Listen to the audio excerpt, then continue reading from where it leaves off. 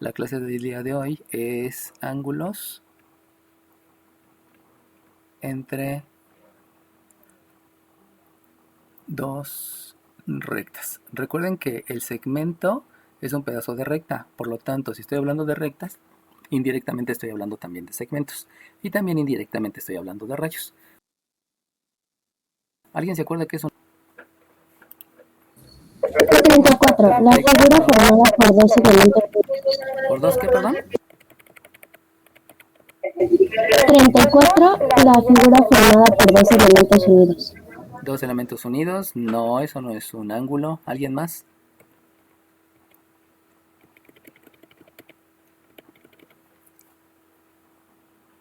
Ok.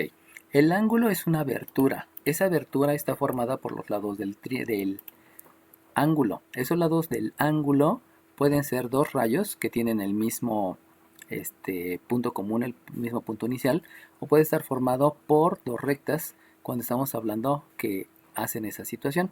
Obviamente cuando estoy hablando de dos rectas, entonces surgen estos, ¿cómo se llaman estos ángulos? 21. 21, dime 21. 21. Dime 21. Opuestos por el Ok, vértice. esos se llaman opuestos por el vértice. ¿Cómo sé que son ángulos opuestos por el vértice? Pues son ángulos que están precisamente con un vértice común, que es el cruce de las dos rectas, y es la abertura, acuérdense que el ángulo es la abertura, es el área que está de frente. Eso se llaman los opuestos por el vértice. Entonces, desde el mismo enunciado que está dando el título, sabemos de lo que ya estamos hablando. Recuerden que es todo referido al lenguaje español y obviamente a las definiciones que ya vimos en geometría euclidiana. Entonces, el ángulo es una abertura. Entre, pues ya saben que está lo comprendido. Si estoy hablando de dos rectas, pues obviamente es el ángulo comprendido entre dos rectas. De tal manera que si yo tengo una recta por aquí y tengo otra recta más o menos, bueno, dejen hacerla diferente, más o menos por acá. Primeramente me voy a dar cuenta que entre las dos rectas existe lo que ya me había dicho su compañero, que son ángulos opuestos por el vértice y que estos son congruentes. ¿Qué quiere decir congruente? Congruente quiere decir misma medida y quiere decir misma forma. Pero además de eso, se van a dar cuenta que existe este otro ángulo. Díganme cómo se llaman estos ángulos.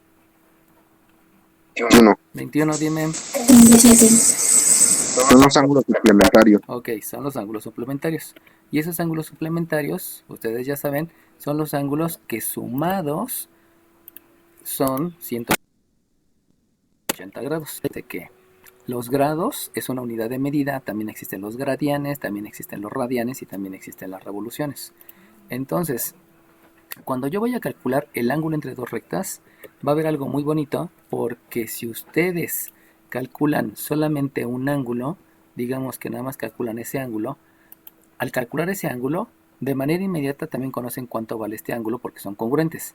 Y de manera inmediata también saben cuánto mide ese ángulo porque estos dos son suplementarios. Y sabemos que suplementarios quiere decir que suman 180 grados sexagesimales. Y como este ángulo y este ángulo también son opuestos por el vértice, pues resulta que también son congruentes.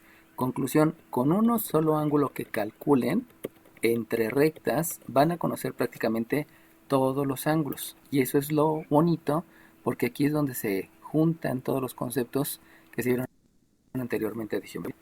Ahora bien, también ya me dijeron que los ángulos se miden en sentido contrario a las manecillas de reloj. ¿Qué quiere decir eso de sentido contrario de las manecillas de reloj?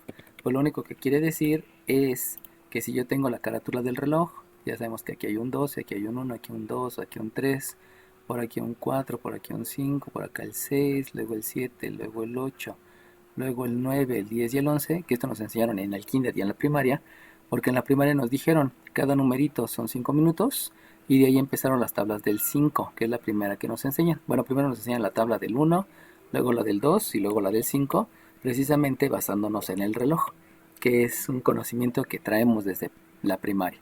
Eso quiere decir que con las manecillas de reloj, el sentido de las manecillas de reloj precisamente es esta secuencia de números. Perdón, bueno, sí, de números porque hay un 10. Esa secuencia de números y que me dice que eso es el sentido de las manecillas de reloj. Pero lo que yo voy a utilizar va a ser el sentido contrario de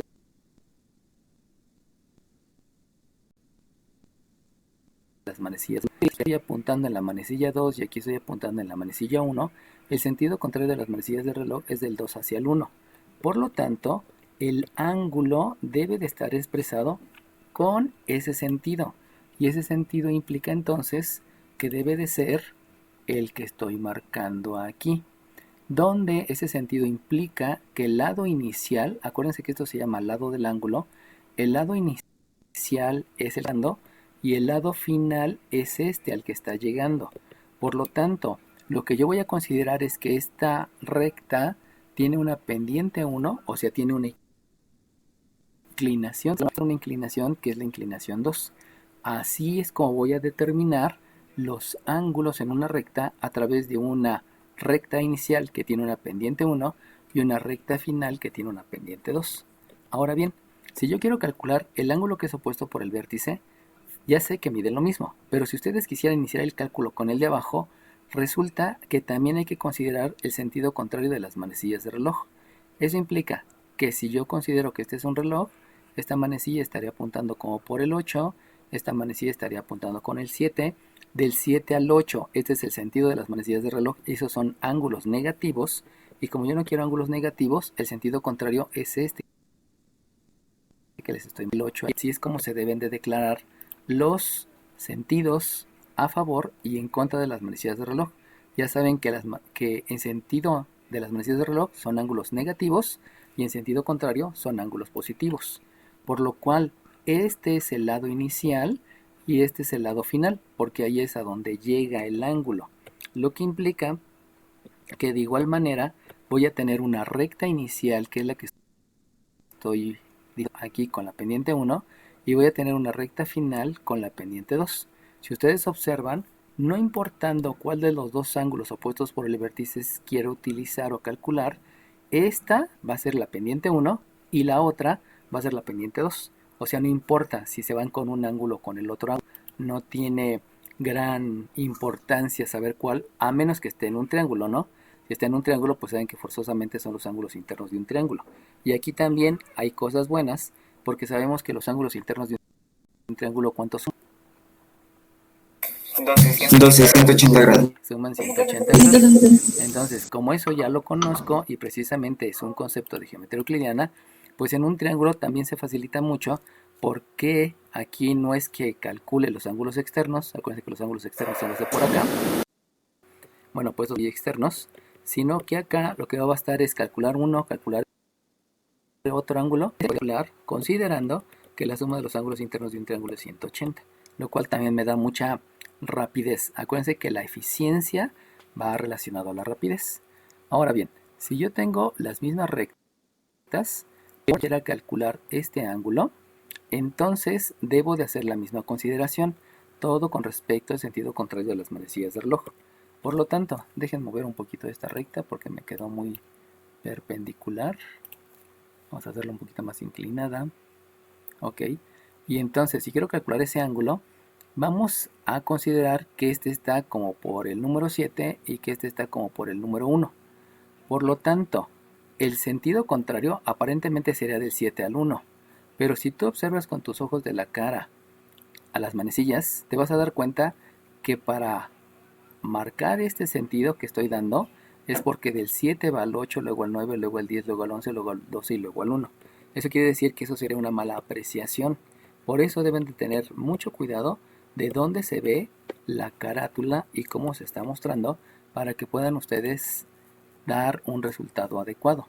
Por lo tanto, el sentido contrario de las manecillas del reloj me lleva a que debe de ser como está marcado aquí, o sea, del 1 al 7. En otras palabras, lo que tengo aquí entonces es este sentido. Acuérdense que ese sentido en contra de las manecillas del reloj está fuerza que se llama torque, y el torque es la fuerza que me permite girar a las llantas de un coche, de un ferrocarril, etcétera, etcétera. Y entonces este que está aquí es el lado inicial, lo que implica que esta es la pendiente 1, este es el lado final porque es a donde llega, por lo tanto esta es la pendiente 2, y de manera similar, si yo quisiera si quisiera iniciar el cálculo por el otro ángulo, tenemos que observar lo mismo. Si considero que este es un reloj, aquí está apuntando a la manecilla 7, este está apuntando a la manecilla 1, y pues de aquí lo mismo, o sea, me doy cuenta que estaríamos hablando en el sentido marcado aquí en esta carátula, y entonces me lleva del 7 al 1, dando precisamente ese giro.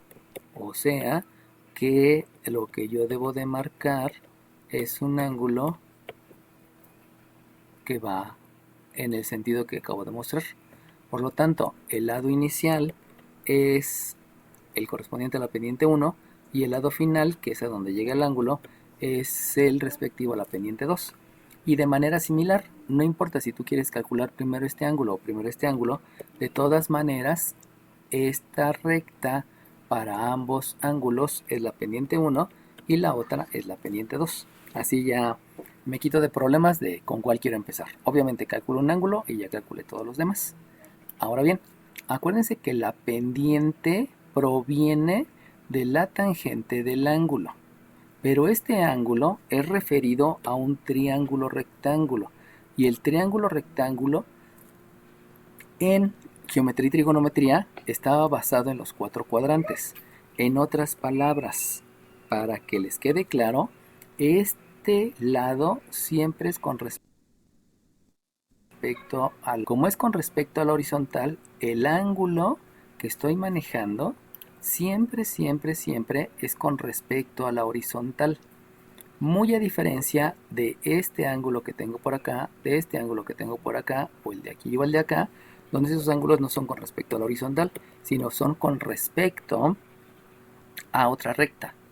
De ahí les deben de quedar como que bien asentado que este ángulo siempre es con respecto a la horizontal y siempre se basa en un triángulo rectángulo. Por eso la pendiente no se basa en un triángulo rectángulo, sino se basa en una diferencia de ordenadas entre una diferencia de abscisas. Por lo tanto, si aquí es AB, aquí habíamos dicho que la primera va a ser la A y que la segunda va a ser la B. Y la interpretación, como ya me habían dicho anteriormente, es lo que sube con respecto a lo que avanza. Pero eso son en las rectas, no en los demás que vamos a ver durante todo el curso, que hace referencia a circunferencias, parábolas, hipérbolas y elipsis. Ahora bien, si ya entendí eso, lo único que me hace falta es decirles que la fórmula para calcular ángulo entre rectas, que ya saben que va asociado a segmentos, porque un segmento es un pedazo de una recta, es la que me había dicho al inicio de la clase, que es la tangente de alfa, es la pendiente de la recta 2, ya sabemos que esa es la recta final, menos la pendiente de la recta inicial, entre 1 más la pendiente de la recta final por la pendiente de la recta inicial. Ahí es cuando ya entiendo el concepto. ¿Cuál es el concepto que debo de entender? Que se llama pendiente de la final con respecto al sentido contrario de las manecillas de reloj, la pendiente inicial con respecto al sentido contrario de las manecillas de reloj, y también lo importante que debo de entender en este concepto es que este ángulo, déjense los marco con color diferente, acuérdense que por ahí es bueno que tengan muchos marcatextos para que vayan haciendo anotaciones. Este ángulo hace referencia al que está entre las rectas, muy diferente a este ángulo, porque este ángulo es con respecto a la horizontal. Y yo no quiero ángulos con respecto a la horizontal, yo quiero ángulo entre rectas. Esa es la gran diferencia entre esta alfa y esta alfa. Ahora, ¿por qué se utiliza la misma letra? Pues porque esta alfa es de geometría y trigonometría y esta alfa es de geometría analítica. Y cuando lleguen a identidades trigonométricas, pues resulta que en las identidades que ya lo vieron, en las identidades también se maneja un ángulo alfa que es completamente diferente al ángulo con respecto a horizontal y al ángulo entre rectas. Por eso es necesario e importante que no solamente se lo aprendan de memoria, porque la letra alfa se la pueden aprender de memoria, sino que entiendan el concepto. Ese es el segundo nivel cognoscitivo. Por eso, en la vocacional, a veces nos reclaman mucho, ¿no? Que por qué no les dejamos utilizar formulario.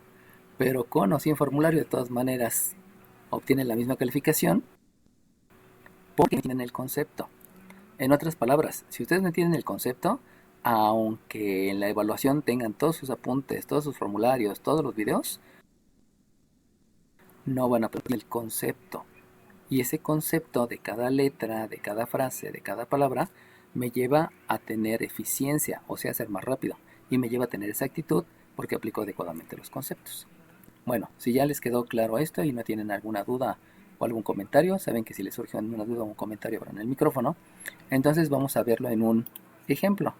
Hagan de cuenta, hagan de cuenta que tienen el punto 3,5, tienen otro punto que es el punto menos 2,1 y tienen el otro punto que es 0, menos 7.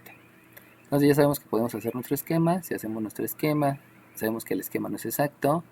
Entonces el primero tiene 3 en la abscisa, tiene 1, 2, 3, 4, 5 en la ordenada. Sabemos que ahí se marca el punto gracias a las proyecciones ortogonales, que son líneas auxiliares perpendiculares, y donde se cruzan queda el punto. Luego me voy al otro, que es un menos 2 en la abscisa, un 1 en la ordenada, que también me lleva a otro punto. Permítame tantito. Hago lo mismo con el punto C, que me están hablando de un 0 en las abscisas y menos 7 en las ordenadas. Así que por aquí va el 1, el 2, el 3, el 4. Ay, perdón, era con otro color. Es 1, 2, 3, 4. Y entonces por aquí va el punto C. Y si ustedes están observando, pues ya tengo mi triángulo formado por los 3 vértices. Si yo quiero calcular los ángulos internos, dime. ¿Dónde puso el de la coordenada de B, el de la ordenada? El 1. Ajá. Aquí está el 1. ¿Dónde lo puso? Aquí está. Sí, pero en la... Ah, ok. Ahí está, profe. Ok, va que va. Bueno, sale bien. Cualquier duda que tengan, háganmela saber, ¿eh? Acuérdense que no todos tenemos, o sea, no todos tenemos los mismos conocimientos previos. Y si hay algo que nos cause alguna incógnita, duda, pues adelante, ¿no? No pasa nada. No se me chivien por eso, ¿no? Ustedes esperen. Ahora bien, si yo quiero calcular un ángulo, por ejemplo, este ángulo que estoy viendo, a ese ángulo, primeramente, con lo de las manecillas, digamos que esta manecilla está en el 5, ahí me escribió, está en el 5, que esta manecilla está en el 2, y eso quiere decir que acordándome de mi reloj, del 5 al 2 es para allá. Y entonces, el sentido de las manecillas del reloj contrario, precisamente es ese que les estoy marcando. No es hacia arriba, hacia abajo, hacia la izquierda, hacia la derecha, no. Simplemente es sentido contrario y me marca el que yo estoy indicando ahí con la flecha. Por lo tanto, para ese ángulo voy a tener que el ángulo primeramente se debe de llamar lado inicial, empieza con el segmento, perdón, empieza con el punto B y llega al vértice, perdón, empieza en el punto C y llega al vértice B. Y luego se va al otro segmento que es del vértice B al punto A. Por lo tanto, el nombre adecuado, correcto y el que deben de aprender a manejar todos es el nombre comenzando con C, luego la B y luego la A. Con esa manera de nombrarlo, ya saben entonces que este que está aquí es la pendiente 1 y la 2. Lo que implica que para ese ángulo, la pendiente 1 es la pendiente formada por el segmento BC y la pendiente 2 es la pendiente formada por el segmento BA o AB, como quieran, vamos a dejarlo, aunque pudiera haber sido, no importa. Ahora bien, si ustedes hubiesen querido ver para el otro ángulo, déjense los escribo con otro color para que se vea también la diferencia de todos aquellos que somos más visuales. Entonces, para este ángulo que estoy marcando aquí abajo, ese ángulo, primero tengo que decir cómo se nombra el ángulo. Y como debe ser en sentido contrario de las manecillas del reloj, hagamos de cuenta que esta manecilla apunta al 1, hagamos de cuenta que esta manecilla apunta al 11, Entonces, regresándome a mi carátula, pues debe decir en sentido contrario, o sea, del 12 al 11. Eso implica entonces que lo que yo debo de hacer es un sentido que va tal cual lo estoy marcando, hacia allá. Y si es ese sentido, entonces el ángulo se debe nombrar, comienzo con A, llego al vértice C y luego me voy al punto final que es B. Por eso hay segmento inicial y segmento final. Por lo tanto, recibe el nombre de ACB y por lo tanto, para ese ángulo voy a tener una pendiente 1 formado por el lado inicial o segmento, que es el segmento AC o CB o CA, como ustedes quieran, y voy a tener una segunda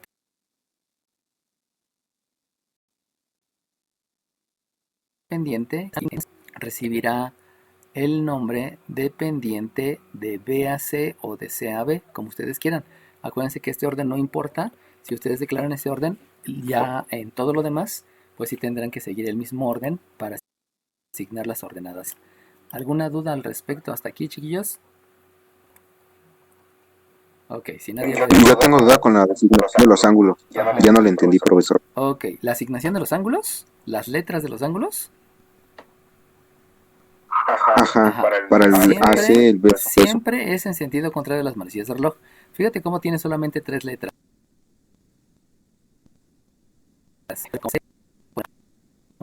C o la puedes escribir como BCA. ¿No? Hay muchas maneras. No es como tú quieras, es como debe de ser. Y como debe de ser, obedece al sentido contrario de las manecillas de reloj. Eso implica que para el último ángulo, para que lo vayas checando ahí en el último ángulo, vamos a tener lo mismo. Si yo tengo este ángulo, ese ángulo debe de nombrarse en sentido contrario de las manecillas de reloj. Eso implica que tomando una manecilla aquí y la otra manecilla acá, este es como si estuviera en el número 8 y este es como si estuviera en el número 7. Eso quiere decir que el sentido contrario es del 8 al 7. Del 7 al 8 es el sentido normal, es el sentido ascendente. Por lo cual, la marcación del ángulo debe de estar en ese sentido donde estoy indicando la flecha. Por lo tanto, este es el lado inicial y este es el lado final. Como si tú te das cuenta el vértice es común, debes de comenzar con el lado inicial precisamente con la letra. El vértice es común a los dos lados. Recuérdate que el ángulo tiene dos lados. Por ahí le decía a mis alumnos, ¿no? Este es otro ángulo, son dos lados. Y este es otro ángulo, son dos lados. Por lo tanto, el triángulo tiene 6 lados. ¿Por qué? Porque es un lado y 2 de un ángulo, un lado y 2 del otro ángulo y un lado y 2 del otro ángulo. Entonces el triángulo, por eso se llama triángulo, porque son 3 ángulos. Aunque en la primaria me dicen que el triángulo tiene 3 lados, y no es cierto, ¿no? Un triángulo tiene 6 lados y tiene 3 ángulos. Pero eso es conceptualización. Obviamente en la primaria me lo enseñan así porque es más fácil de entender. Pero ya a estas alturas ya les podemos decir las cosas como son. Regreso. El lado inicial es este, por eso comienzo con la B, luego viene el punto común y luego termino con la C. Debido a eso, y todo viene del sentido contrario de las manecillas de reloj, porque así debe de ser, no porque Freud esté de necio, que así son las cosas, así viene marcado en geometría euclidiana. Yo no inventé geometría euclidiana, ese fue Euclides.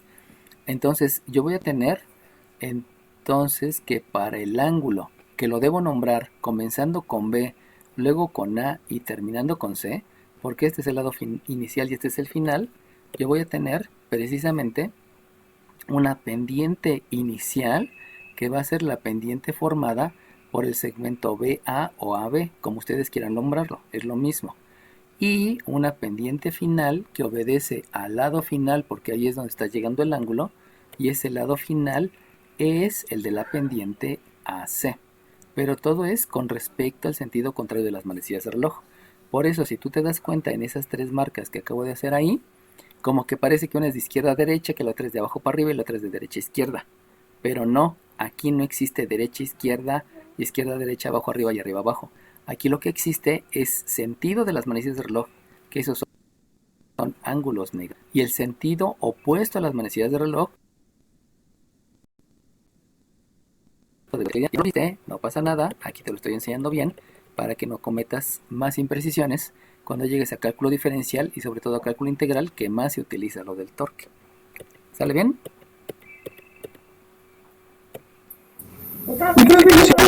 Dime. ¿Puede volver a repetir cómo se calcula el lado inicial, por favor? Siempre va a ser, imaginemos que ahora tienes ¿va? Y tú quieres calcular este ángulo. Y tú tienes aquí una letra Q, aquí tienes una letra P, perdón, R, y aquí tienes una letra P. Entonces, si tú vas a calcular este ángulo, tienes que determinar cuál es el lado inicial y cuál es el lado final. Pero eso viene por el sentido contrario de las manecillas del reloj. Entonces, aquí, ¿qué va a ser tu vértice? Dibujas tu primer manecilla. Obviamente esto es imaginario, no es de veras. Este también. Y entonces, si tú te acuerdas del reloj, obviamente hay que pensar en el reloj analógico, no en el reloj digital, porque ahorita ya nos acostumbramos al celular. Entonces, si tú te acuerdas de la pantallita, cómprense por ahí una si es que no tienen, cuestan baratos, como 10 pesos, hay algunos que cuestan. Este está como en la manecilla 7 y este está como en la manecilla 5. Entonces, el sentido contrario precisamente es del 7 regresándose al 6 y regresándose al 5. Ese es el sentido contrario. Por lo tanto, tiene que ser para allá. Y si es así, entonces te marca que el ángulo debe de ser, comienza con R, luego llega al vértice que es Q, donde es el punto común de los dos lados, y por último llegamos a P. Por lo tanto, la pendiente inicial es este lado, es la pendiente de R a Q o de Q a R, no importa, esto no importa. Acuérdense que al determinar esto, la fórmula es la que ya tenemos que seguir el mismo orden. Y la pendiente 2 para este ángulo de este segmento, porque ahí es a donde llega el ángulo en el sentido contrario, que es precisamente el Q y el S. Entonces todo siempre va a ser relacionado al sentido contrario de las manecillas de reloj, que insisto, eso se los enseñaron en Mate 2. Si no lo hicieron, no pasa nada, aquí solamente entiéndanlo, el concepto. ¿Era QP, no, maestro? Era QP, sí era QP, Dios te pague, sí, porque la S ni existe, ¿no? Me emocioné con el abecedario. Es QP. ¿Qué número de lista tienes? 21. Ok, Dios te lo pague.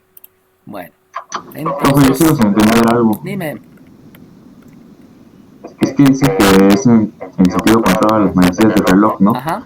Entonces, ¿por qué pone primero R que Q si Q está...? Bueno, es que eso es mi duda. Ajá. ¿Por qué no pone primero Q, R y P y pone R, Q y P? En geometría euclidiana te enseñaron que el vértice siempre tiene que estar en medio, porque es el punto común a los dos segmentos. Si te das cuenta, este es un segmento que es RQ, este es el RQ y este es el otro segmento que es QP. Entonces la Q siempre tiene que estar en medio, siempre. Y siempre el lado inicial, el punto donde está el lado inicial, acuérdate que esto es con sentido contrario de las manecillas del reloj, este es el inicial, para luego llegar al vértice y luego llegar al final. Siempre debes de seguir ese orden. Si te cambian el ángulo, entonces el sentido contrario es para allá. Y si es para allá, y esta se llama Z, esta se llama A y esta se llama W, entonces el ángulo tienes que iniciar con W porque este es el lado inicial. Comienzas con el punto inicial, luego te vas al vértice que es la A y luego terminas en el lado final que está determinado por la Z. Y así se nombra el ángulo. Siempre el vértice va a la mitad. Siempre, siempre. Pero tienes primero que entender qué es el sentido contrario de las manecillas del reloj. Por eso estoy marcando, ¿no? En orden descendente. Del 6 al 5, del 5 al 4, del 4 al 3, del 3 al 1, del 1 al 12, etcétera, ¿no? ¿Sale bien? Sí. Ok, hay que practicarlo mucho, porque eso sí es práctica, no es otra cosa más que práctica. Cuando estuve con mis alumnos de segundo, sufrieron mucho porque no entendían y obviamente se los tenía que explicar de muchas formas, pero es algo que a este nivel lo deben de dominar porque pues ya van en bachillerato. Sin embargo, a algunos les cuesta trabajo porque cuando están chiquitos y entonces generalmente juegan con videojuegos, juegan con la tablet y no tienen la interacción con las demás personas. Entonces toda esa posición pues la situación de posicionamiento cuando juegas voleibol, básquetbol, tenis, badminton o que vas a natación, etcétera. Precisamente viene por juegos. Y si en su niñez no jugaron pues, primos, etcétera, etcétera, o fueron los típicos niños que nada más se aventaban y nunca jugaron, sino más bien, pues sí, van a tener ciertas, ¿qué podríamos decir? Bueno, llamémoslo debilidad, porque... Complicaciones. No, debilidad porque no tienes ese conocimiento, pues. Por eso hablo tanto con mi beba, hablo tanto de la adolescencia, porque la adolescencia es falta de ciencia, o sea, es falta de conocimientos. Y si tú tienes falta de conocimientos, vas a llegar a ser un adolescente hasta los 50 años, ¿no? O sea, la adolescencia no es una temporada donde estás muy revolucionado de tus cuestiones hormonales, sino es que te falta aprender más. Por eso ya sé si algunos mueren siendo adolescentes, ¿no? Pero eso ya es parte de otra situación. Disculpen que se me le apreté el botón secundario a la pluma y por eso se cerró. Entonces, lo importante es que todo lo hagan y todo lo vivan con sus respectivas limitaciones, ¿no? Siempre hay que poner límites. O sea, no puedo dejar que mi hija se aviente a cada rato de la cama y que caiga acostada, ¿no? Porque pues eso implicaría que se lastimaría. Tengo que explicarle. Entonces, todos los defectos nos corresponde a los padres. Por eso, recomendación, sean buenos padres. Y para que sean buenos padres, pues por lo menos hay que tener en los hombres 30 años y por lo menos en las mujeres 26 años. Antes de esa edad somos malos padres porque queremos seguir jugando, viviendo, yéndonos a fiestas, alcoholizándonos, etcétera, etcétera. Y hasta los 30 los hombres son maduros, antes están bien adolescentes, para no decir de otra cosa, ¿no? Bueno, ¿alguna otra pregunta antes de continuarlo? Sale bien, si no abren el micrófono quiere decir que no hay dudas. Y vamos ahora sí a hacer los cálculos. Entonces, una vez que ya sé cuáles van a ser las pendientes que debo de calcular, pues obviamente tengo que hacer la sustitución en la fórmula, porque pues la fórmula ya se la sabe, ¿no? Y esa fórmula, entonces, lo que voy a hacer es precisamente escribir la fórmula donde ya voy a sustituir las abscisas y las ordenadas.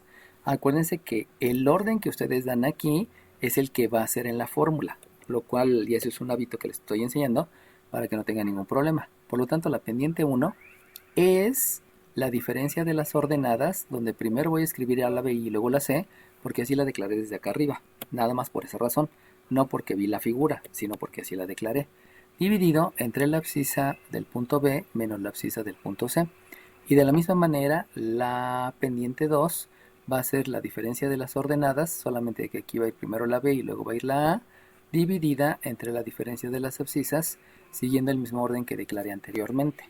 Una vez que ya escribí la fórmula sustituyendo abscisas y ordenadas, entonces lo que sigue es hacer la sustitución numérica. Que ya saben que sustitución pues simplemente es reemplazar.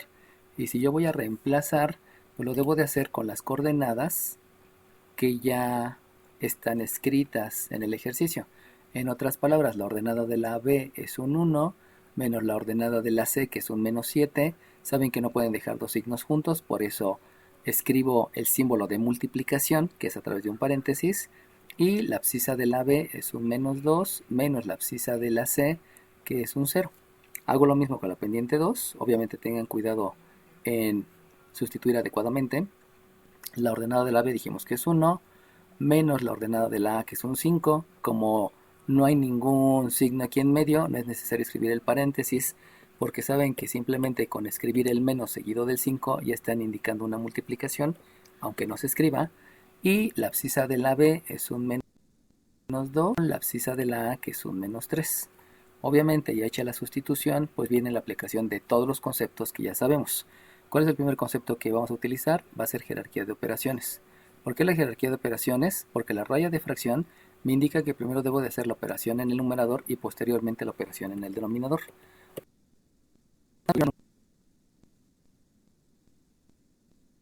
Me doy cuenta que necesito aplicar la ley de los signos. Producto de signos iguales es positivo. Ya que positivo, aquí tengo otro positivo, y como los dos números son positivos, Eso quiere decir que voy a aplicar la ley de la suma. ¿Por qué? Porque como los dos números son positivos, los números se suman y se deja el signo que predomina. Acá me doy cuenta que también tengo dos negativos. Por lo tanto, dejar dicho que se está aplicando la ley de la suma, pues ya está bien. Revisamos de una vez el otro. Sabemos que por jerarquía de operaciones primero voy a realizar esa operación. Ahí me doy cuenta que son signos diferentes, que son números con signos diferentes. Por lo tanto, ahí no aplica la ley de la suma, sino lo que va a aplicar va a ser ley de la resta. Y aquí en el denominador, ahí sí hay ley de la suma. Por lo tanto, de una vez ya escribo que la pendiente 1 es un 8 dividido entre un menos 2. Y que la pendiente 2 es un menos 4 por ley de la resta, se resta y se deja el signo del mayor, entre un menos 5, donde se suman y se deja el signo que predomina, que es el negativo. Ahora bien, ¿qué es lo que debo de hacer? Pues me doy cuenta que debo de aplicar ley de los signos. Y esa ley de los signos, aquí es un más entre menos, división de signos diferentes es negativo, aquí es menos entre menos, división de signos iguales me da positivo, y también me doy cuenta que aquí tengo un 8 entre 2, por lo tanto, puedo dividir, o sea, puedo repartir. Acuérdense que dividir quiere decir repartir. Aquí tengo un 4 entre 5, que no le puedo hacer nada, ni siquiera puedo simplificarlo, porque tendría que dividir entre el mismo número, y pues no hay el mismo número, porque uno es múltiplo de 2 y el otro es múltiplo de 5. Por lo tanto, obtengo que la pendiente 1 es menos 4, y que la pendiente 2 es 4/5. Y de ahí yo ya puedo pasar, Profesor, dime, ahí no se puede ocupar la simplificación, que simplificar es dividir la fracción entre el mismo número para la M1. no, porque no se llama fracción, se llama dividir numerador y denominador entre el mismo número. Acuérdate que hay dos conceptos. El primer concepto es dividir. ¿Qué es dividir? Es repartir. ¿Qué es simplificar la fracción? Es dividir numerador y denominador entre el mismo número. Pero si tú te das cuenta, tú puedes repartir 8 pesos entre dos personas. Y si tienes 8 pesos entre dos personas, le va a tocar a cada persona una cantidad que son 2 pesos. Perdón, 4. Son 4 pesos. Por lo tanto, como puedes aplicar el concepto de dividir, ya no simplificas. Simplifica precisamente es cuando no puedes dividir. Dividir es un número exacto porque repartes en un número exacto, y simplificar es cuando solamente puedes dividir pero no llegas a un número exacto. Por ejemplo, si tú tienes 4 octavos, ahí no puedes dividir. Ahí tienes que dividir numerador y denominador entre 4 para que te quede un medio. Pero este no es exacto. Ese es un número racional, es una fracción del entero. Por eso no se utiliza el concepto de simplificar la fracción, sino el de dividir. ¿Sale bien? Sí, gracias. Y le faltó a la M1. ¿Me faltó qué? Ah, sí, no, me faltó, es que El 1 a la se la borro. Bueno, luego le doy control Y, control Z, control Z, control Z, y se me borra sin querer. Tú disculparás. Gracias, Dios te pague. Bueno, entonces, de aquí sabemos... Profe, yo tengo una duda. Dime. En la parte de la sustitución, en la pendiente 2, usted puso menos 2 menos 3 y no es 3 nada más, o sea, sin menos 3. Acuérdate que la fórmula es la diferencia de las ordenadas entre la diferencia de las abscisas. Eso es de fórmula. Por lo tanto, tú Ok, tienes sí. una abscisa de la B es menos 2 y por fórmula es la diferencia. Y la abscisa de la A pues es el 3. Ok, sí, sí. Gracias. Sí, está bien. Acuérdense que díganme todo, ¿eh? O sea, no se queden con... Es que a lo mejor voy a decir algo. No, digan todo. ¿Por qué? Porque en México existe algo que es el déficit de atención. Prácticamente el 99% de ustedes tienen déficit de atención. ¿Qué quiere decir eso? Que no le hicieron sus casos a sus papás de chiquitos. Eso es déficit de atención. Y es en mayor o en menor grado. Ya me decía el pediatra, ¿cuándo comienza el déficit de atención? Comienza cuando tu bebé llora y no le haces caso. Si tu bebé llora y no le haces caso, en ese momento comienza el déficit de atención. Y hay que aceptarlo. Muchos papás luego no le hacemos caso al hijo porque estamos apurados en algo, y aunque el hijo esté llore, ni lo pelamos. Desde ahí comienza el déficit de atención. Por eso la gran mayoría de nosotros lo tenemos, ¿no? Y eso es la causa por la que nos cueste trabajo participar en clase, porque nos cueste trabajo pasar al pizarrón, que nos cueste trabajo hablar entre todos, para que en el momento que nosotros estemos haciendo ya la evaluación, no haya ningún problema porque ya me sé bien los conceptos. Eso es lo importante, ¿no? Bueno, le regreso.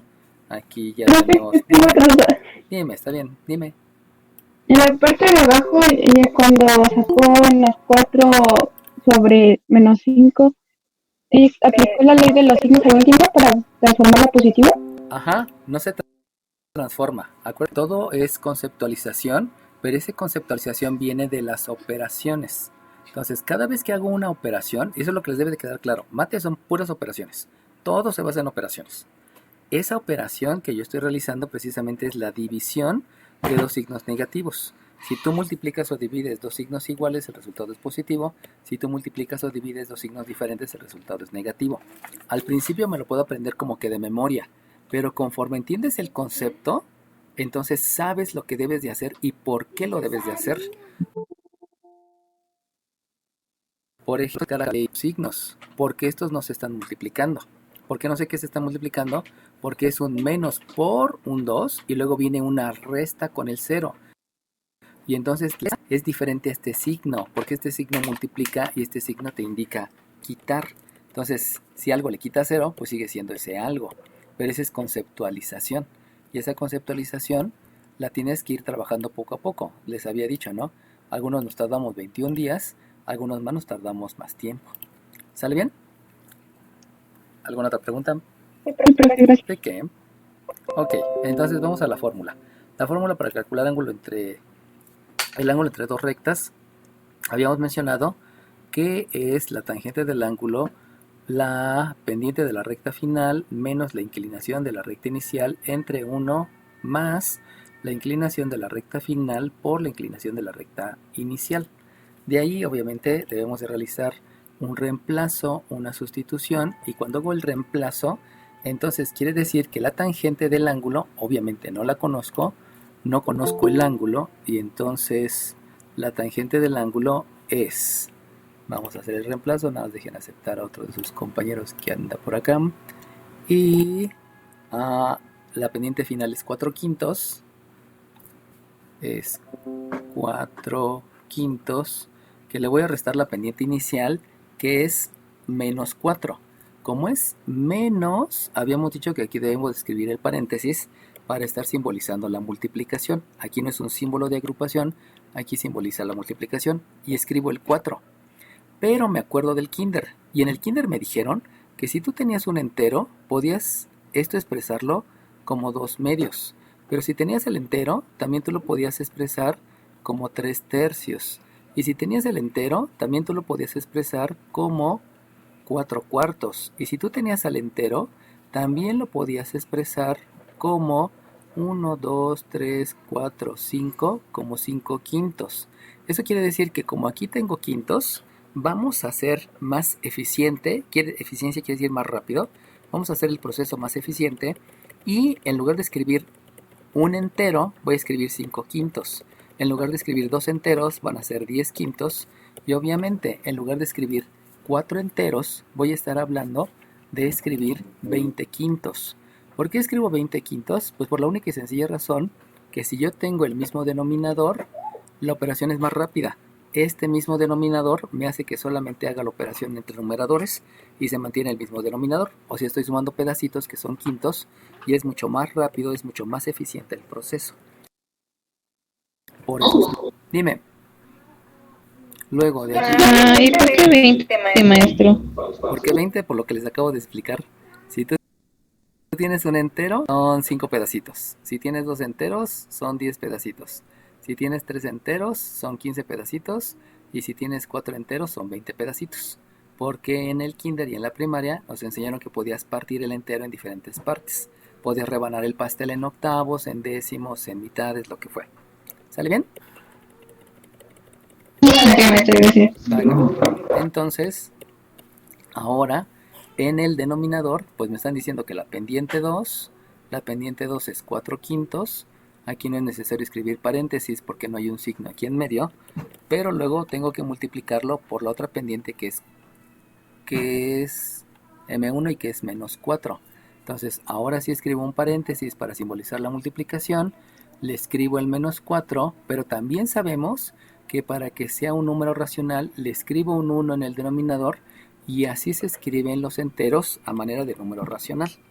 Por lo tanto, una vez que ya hice esos dos conceptos que son de la primaria, que son del kinder y solamente los estoy recuperando y se los estoy explicando para que no quede ninguna duda, entonces realizo la respectiva jerarquía de operaciones. ¿Qué quiere decir jerarquía de operaciones? Quiere decir que como este es un paréntesis, la raya de fracción, primero voy a hacer las operaciones en el numerador y luego voy a hacer las operaciones en el denominador. Eso implica entonces que en el numerador tengo un menos por un menos. Eso significa que necesito aplicar la ley de los signos. Pero una vez que apliqué la ley de los signos, me doy cuenta que este es positivo y este es positivo.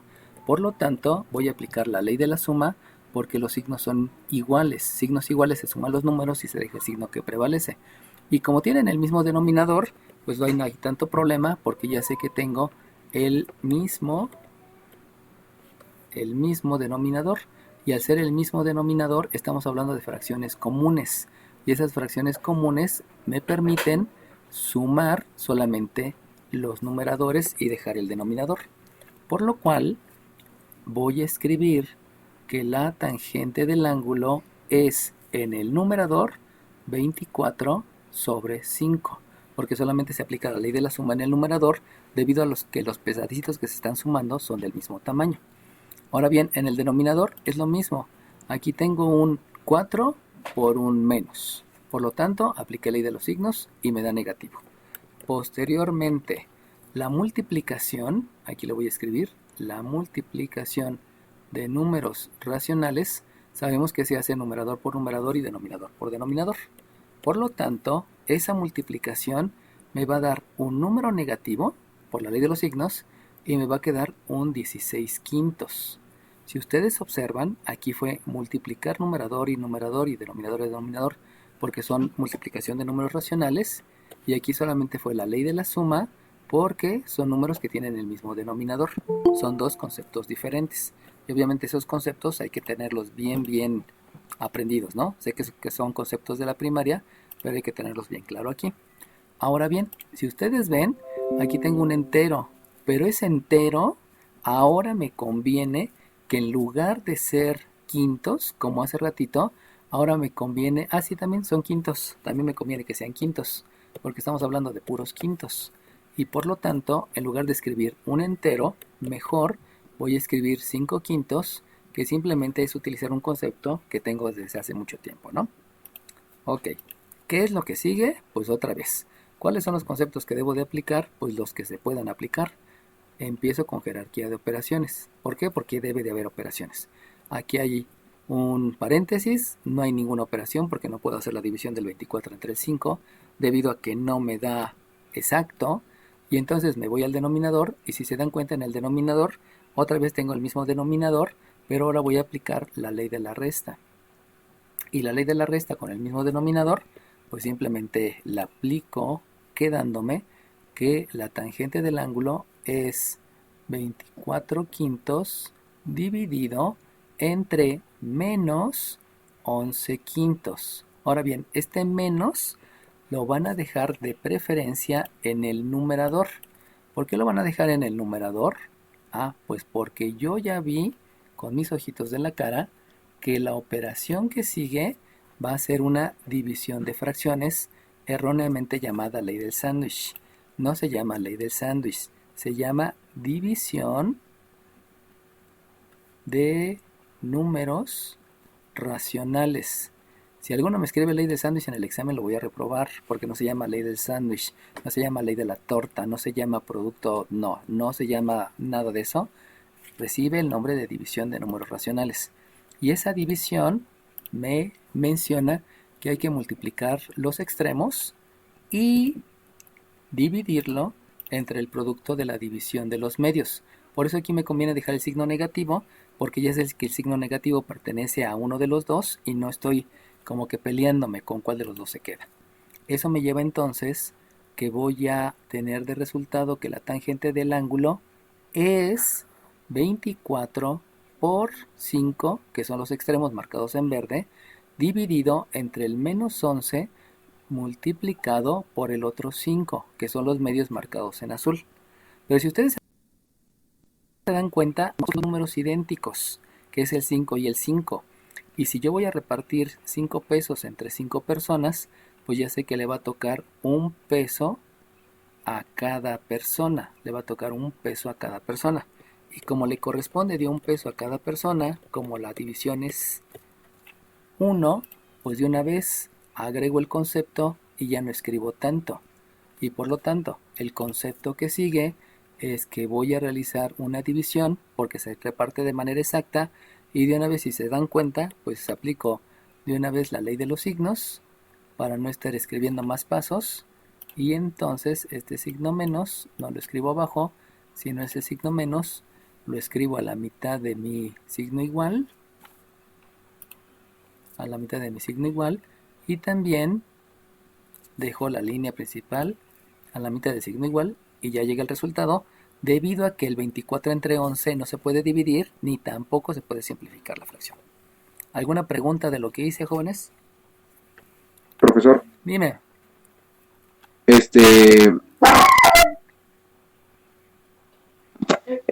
Disculpe, permítame un momento, es que mis perros están lejos. No te apures. Por eso hay que educarlos. No, no es cierto. ¿Alguien más? En la división de números racionales, ¿por qué le dejó el signo negativo al 11? Por conveniencia. Es más conveniente dejarlo con el numerador. Siempre, siempre. Eso te lo enseñaron desde álgebra.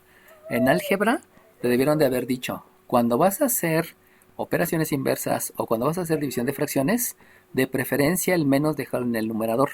¿Por qué lo debes de dejar en el numerador? Bueno, todo comienza de esto. Si tú tienes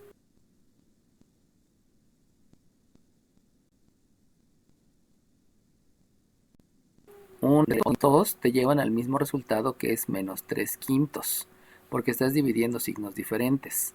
Pero si tú tienes menos 3 entre menos 5, pues por la ley de los signos, esto te va a dar un 3/5.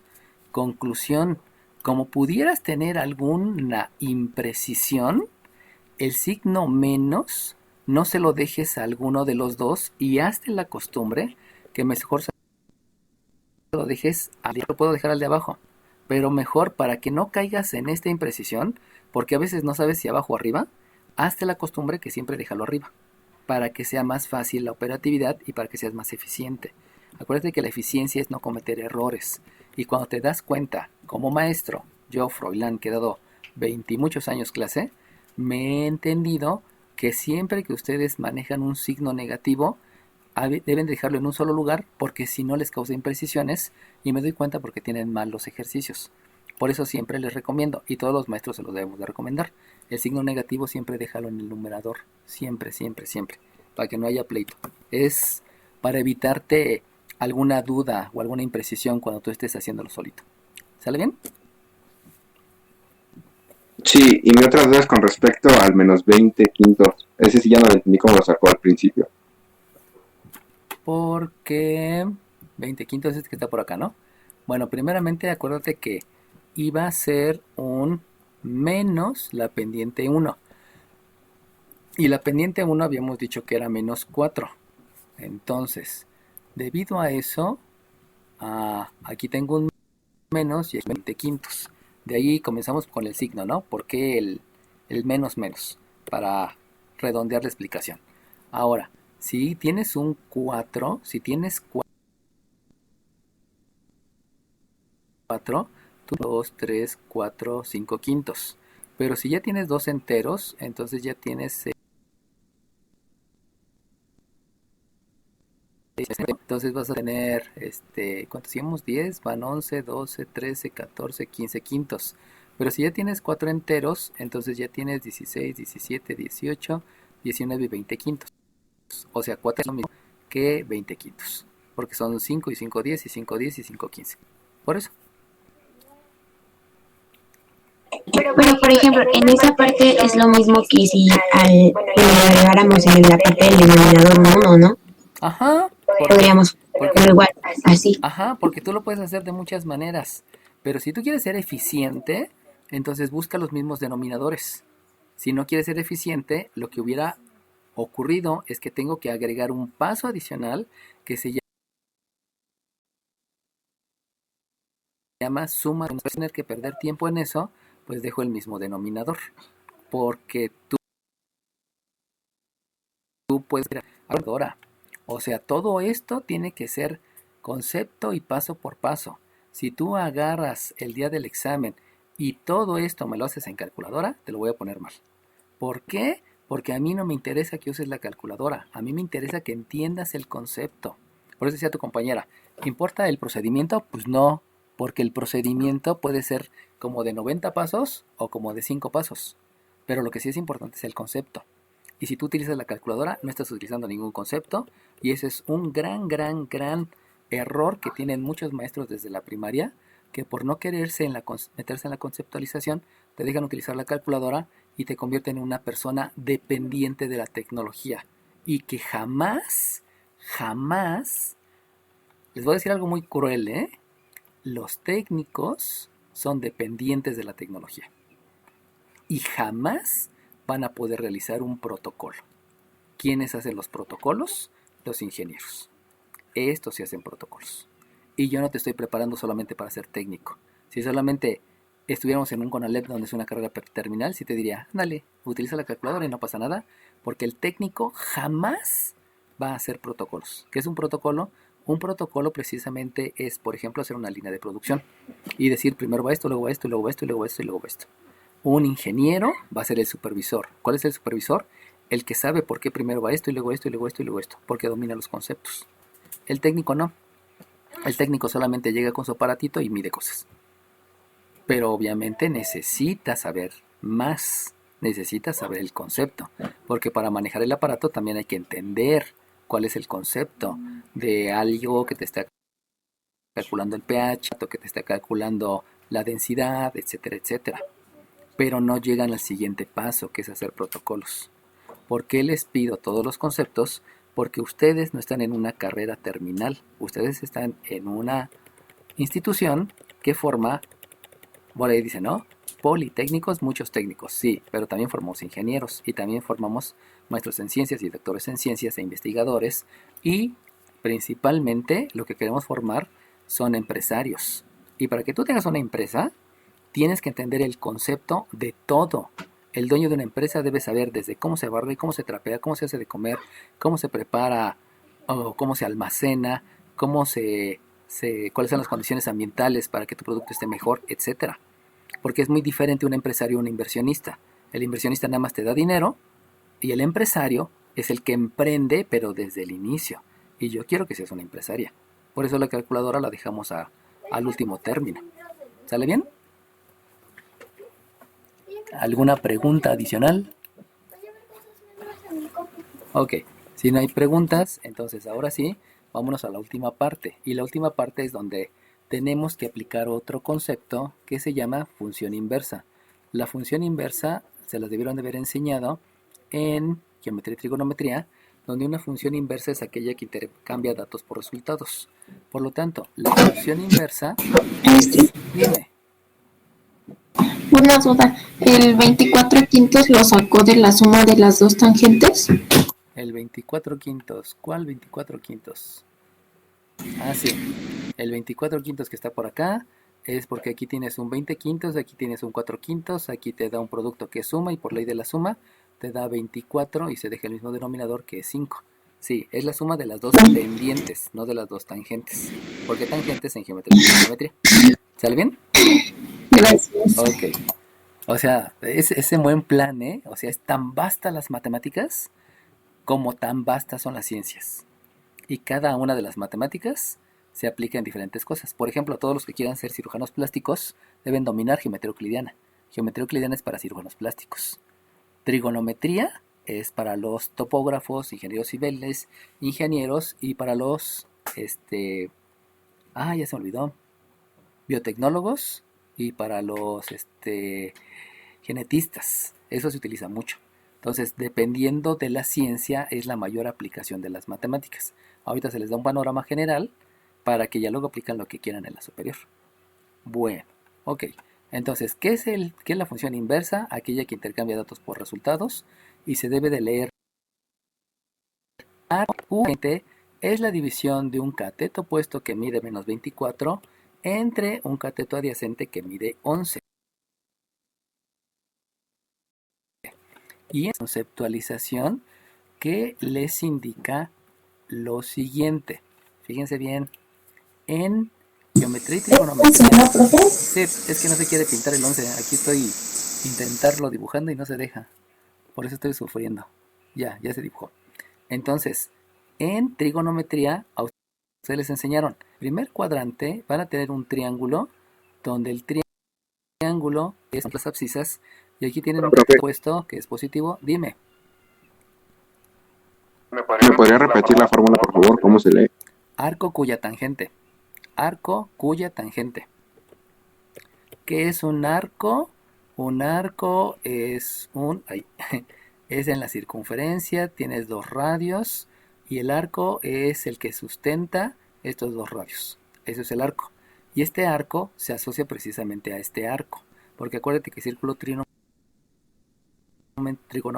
por eso se llama arco cuya tangente, porque esa tangente te va a decir cuáles son los lados que se dividen. Se divide este que se llama cateto opuesto entre este que se llama cateto adyacente.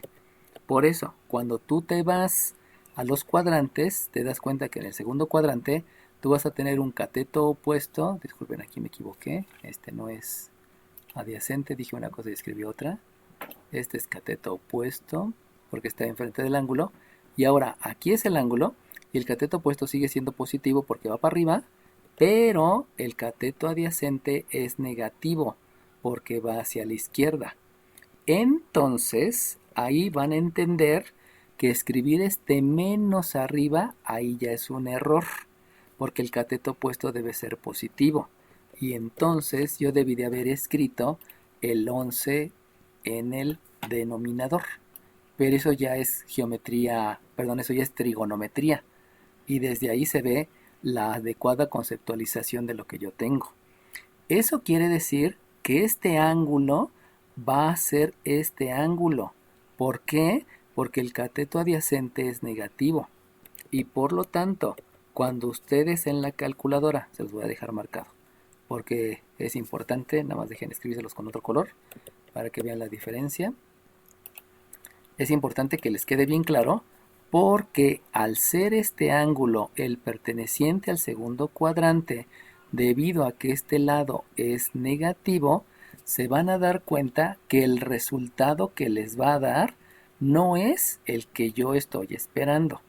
Es decir, si ustedes toman su calculadora y escriben la tecla que dice Shift o la tecla que dice IMA o la tecla que dice Second Function, dependiendo, y luego la que dice tangente, debido a que se me va a cerrar la aplicación, disculpen, debido a que aquí dice tangente a la menos 1 y este tangente a la menos 1, erróneamente la llaman arcotangente y luego le apachurran el paréntesis y luego le apachurran el 2 y luego le apachurran el 4 y luego le apachurran el entre y luego le apachurran el menos.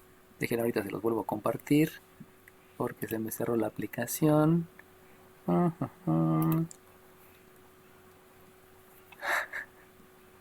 Listo.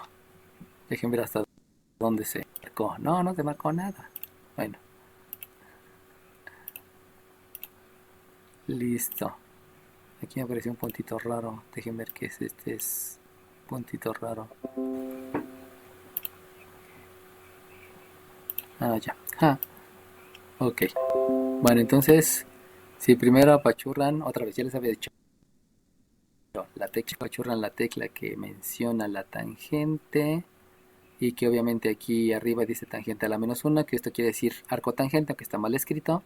Y luego apachurran el paréntesis, y luego apachurran el 2, y luego la tecla 4, y luego el igual, y luego el menos entre paréntesis, o la tecla más menos, porque algunas calculadoras es más menos, y luego primen el 1, y luego primen el 1, y luego cierran paréntesis, y después le apachurran el igual. Obviamente la calculadora debe de estar configurada en degrees, que son los grados sexagesimales, porque si la configuran en radianes, que es una R, eso va a estar mal. Y si la configuran en gradianes, pues también va a estar mal, porque esto es para la navegación. Entonces tomo la calculadora, que está por acá, y oprimo lo que les dije. Entonces es Shift, tangente, paréntesis, 24 entre 11, cierro, igual. Les va a dar un resultado que es menos 65.37 64 35 21. Y eso les está dando precisamente un ángulo, pero este ángulo es este ángulo. No les está dando el ángulo que yo quiero. En otras palabras, les está dando el ángulo suplementario.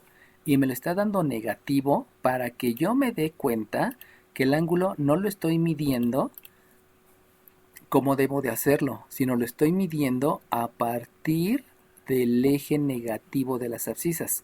Recuerden que los ángulos, eso se los enseñaron en geometría y trigonometría, el ángulo siempre debe de ser con respecto al lado positivo del eje de las abscisas. Si lo hacen con respecto al ángulo al lado negativo es un error, y entonces el ángulo que yo quiero es este. Este es el que me interesa, no el que acabo de obtener. Por lo tanto, si ya les dije que es un ángulo suplementario, aprovechando que ya me dio un número negativo, pues solamente súmenle 180.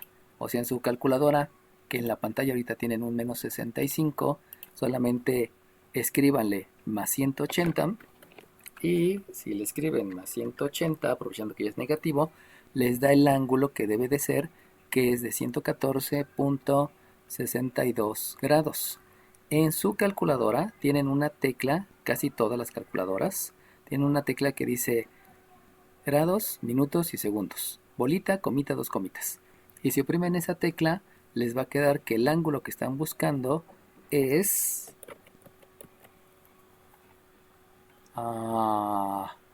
se vean que el ángulo que están calculando, que es la medida del ángulo CBA, es de 114 grados con 37 minutos y 24.8 segundos. Si no tienen la tecla, no se preocupen, no hay ningún problema. Eso no es indispensable, con que me reporten este resultado en la evaluación es más que suficiente. Pero si tienen la tecla, pues utilícenla, ¿no? Porque eso lo van a utilizar mucho en física. ¿Alguna duda, jóvenes, de por qué este ángulo no es el que estoy buscando? Ok. Sí, yo no lo entendí. Dime. Buenos días. Dime.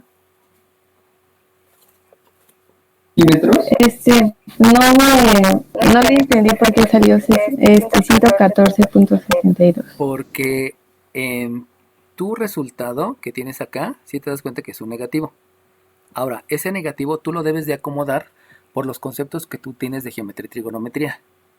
Como tú sabes que es un arco cuya tangente, la tangente sabes que está definida como cateto opuesto sobre cateto adyacente. Por lo tanto, un cateto opuesto positivo es en el primer cuadrante, pero un cateto adyacente negativo solamente es en el segundo cuadrante. Por eso, desde aquí arriba, tú te das cuenta que el resultado que te va a dar no es el que te entrega la calculadora, sino el que te va a dar la calculadora es este ángulo pequeñito que está por acá. ¿Por qué? Porque en geometría y trigonometría te enseñaron que en el segundo cuadrante los triángulos son con respecto al eje de las abscisas, siempre. Y por lo tanto, el ángulo debe de ser el que está desde el lado positivo del eje de las abscisas. Eso te lo enseñaron en geometría y trigonometría cuando vieron funciones trigonométricas en los cuatro cuadrantes. Lo que implica es que cuando tú hagas esto en la calculadora, que fue todo lo que hicimos por acá, te va a dar un resultado que no es el que tú quieres. ¿Por qué? Porque tú quieres un ángulo siempre con respecto al eje positivo del eje de las abscisas. Esa es la razón. Porque lo que te está dando desde tu resultado parcial te dio un resultado que no es el que tú estás esperando porque hay un negativo y el negativo te lleva a que es segundo cuadrante. Esa es la razón. ¿Sale bien?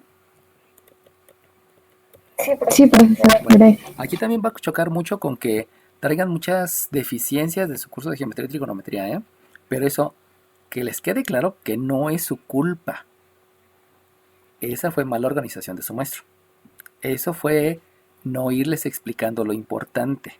Eso ya fue otra cosa. Eso sí ya es organización del maestro y hay que aceptarlo. Algunos maestros, como en el caso de mi compañero, Daniel Ortiz Hernández, pues Daniel Ortiz Hernández falleció. Entonces, cuando falleció dejó a sus 3 grupos y ahí pues ni modo, tuvimos que entrar otros maestros a terminar el curso y lo malo es que no llevamos su secuencia. Entonces es obvio que aunque el maestro haya planeado bien, pues se fue de este mundo y ya no se pudo llevar la secuencia. Entonces, algunas veces sí es mala organización del maestro, pero a veces es otras circunstancias completamente ajenas, ¿no? O como otra de mis compañeras de trabajo que acaba de fallecer su mamá, que diga su papá, y que ya tenía todo el cuadro de vacunación de COVID, murió de COVID precisamente, ya tenía la segunda dosis, y aún así le dio COVID y se murió, falleció. Entonces, sí hay cosas que nos sobrepasan, ¿no? Bueno, ¿alguna otra pregunta? Profesor, ¿podría volver a explicar lo de los ángulos? Que yo tampoco lo entendí. ¿Cuáles ángulos? Lo de, bueno, para sacar la tangente. Nada más hazlo en la calculadora. Lo de la tangente nada más es en la calculadora. Eso no hay tanto que hacerle. Nada más sigue las teclas que aquí te estoy oprimiendo. Lo que sí debes de entender es que si te da negativo, te está dando el ángulo suplementario. Para que te dé el ángulo que tú quieres, esto te debió de haber dado positivo desde arriba. Si es negativo, es el suplementario. Si es positivo, es el que tú estás buscando. Eso sería lo importante, ¿no? ¿Por qué da negativo? Porque acá arriba todo te llevó a que diera negativo. No es que haya un error, es que así es.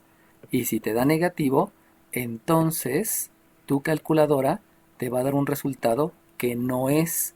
¿Por qué no es? Porque, vuelvo a repetir, en el primer cuadrante el cateto opuesto y el cateto adyacente es negativo. Pero en el segundo cuadrante tu cateto adyacente es negativo. ¿Por qué es negativo? Porque está hacia la izquierda. Entonces, si tú te das cuenta que aquí te da negativo, forzosamente uno de los dos debe de ser negativo. ¿Cuál debe de ser negativo? ¿El cateto opuesto puede ser negativo? No. ¿Por qué no? Porque nada más vamos a trabajar en el primero y en el segundo cuadrante.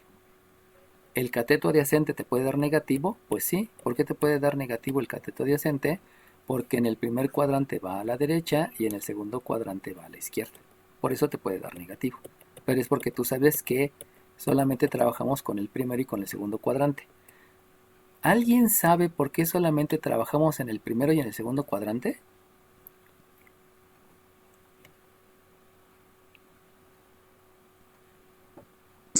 ¿Cuál sería la ordenada? No. Acuérdense que primero díganme su número de lista. Ok. Díganme, y ahora sí díganme todos, ¿cuánto suman los ángulos internos de un triángulo? 180. Exacto. 180. Por lo tanto, todos los triángulos están de aquí para acá. No puede haber un triángulo que esté fuera de esto. ¿Por qué? Porque los ángulos internos de un triángulo suman 180. Por lo tanto, todos sus ángulos están en el primero o están en el segundo cuadrante. Por eso nunca voy a pensar en un tercero o en un cuarto cuadrante. Siempre debe de ser primero y segundo. Por eso deben de fijarse mucho en que la función trigonométrica tangente, si proviene de una división de números positivos, es primer cuadrante, y si uno de los dos es negativo, es el segundo cuadrante. Y eso implica entonces que sea este resultado el suplementario. Pero viene desde allá, ¿no? O sea, es una concatenación de conceptos, no nada más es porque el Freud dice, ¿no? Bueno, ¿algo más, chiquillos? ¿Alguna otra pregunta? Recuerden que todo obedece a lo que traen. Dime. Perdóname. Quería ver si podía explicar el primer ejercicio de esta segunda semana. Es que no entendí muy bien cómo hacerlo. No, porque acuérdense que eso ya son dudas. Y las dudas, mándame por WhatsApp lo que hiciste y ya te digo cuáles son tus imprecisiones. O explícame qué es lo que no entiendes. Porque obviamente todo se basa del lenguaje español, ¿no? Y de ahí sí, mándenme las dudas. O sea, aquí no les voy a explicar tantos ejercicios porque lo importante son los conceptos y cómo aplicarlos. Y lo otro sería nada más como dudas específicas, ¿no? Bueno, ¿alguna duda de lo de aquí? Sí, profesor, ¿cómo sacó el 114? Porque te había dicho que son ángulos suplementarios. Y los ángulos suplementarios, tú sabes que los suplementarios son los ángulos que suman 180 grados. Por eso, como tú estás viendo aquí este ángulo, que es del primero, y que te enseñaron en geometría y trigonometría que esta parte era el ángulo que tú querías, te das cuenta observando que como están en una sola línea, o sea, son puntos colineales, deben ser forzosamente ángulos suplementarios. Esa es la razón por la que a este menos 65 le sumé 180 y por ley de la resta te dio 114. Ok, gracias. ¿De qué? Ok, son conceptos, ¿eh? Entonces no hay algo más que puros conceptos. Ok, sale bien. Ahora bien, si ustedes quieren calcular este ángulo, pues hay que hacer lo mismo. ¿Qué quiere decir hacer lo mismo? Todo esto que está acá y todo esto que está acá. Pero la gran ventaja que ustedes tienen es que ya les di aquí las pendientes. ¿Quién es la pendiente 1 y quién es la pendiente 2? Solamente si tengan cuidado que aquí la pendiente 1 es AC y para el otro ángulo la pendiente 2 es AC. O sea, cambia dependiendo del ángulo. Eso sí, tengan mucho cuidado para que no vayan a meter imprecisiones. ¿Sale bien? Bueno, entonces, debido a la premura de tiempo y que obviamente hubo muchas dudas y lo cual agradezco que las hayan expresado porque solamente